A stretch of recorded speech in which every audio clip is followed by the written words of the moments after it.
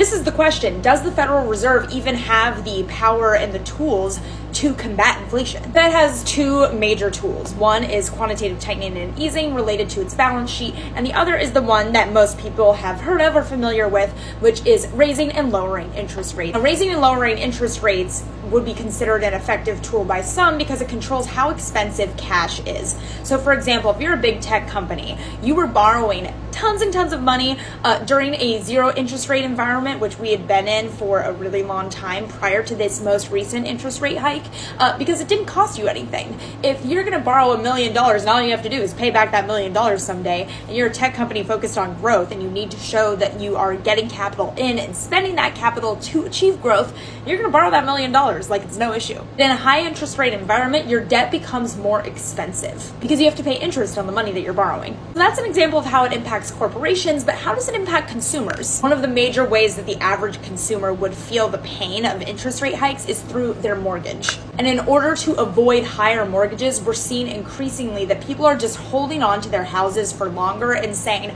I'm not going to sell, I'm going to wait, sell my house, buy a new one when interest rates are lower again. We're basically seeing house hoarding, where people are holding on to their houses for longer than they previously would have. Homeowners can avoid the impact and feeling the impact of the Fed's interest rate hikes. Then what is the point of the interest rate hikes in the first place, and how effective are they? This goes into a broader debate over monetary versus fiscal policy. Monetary policy is what the Federal Reserve controls. Fiscal policy is what the federal government controls. On the fiscal policy side, you can enact a lot of legislation that could change the way companies are run, change the way pricing works for things like oil. That is just one example, but that could be a more effective way to control pricing and inflation in the U.S. Now, in the United States of capitalism, America, do we think that the federal government is going to enact policy that's going to completely change the pricing power of companies that are publicly traded?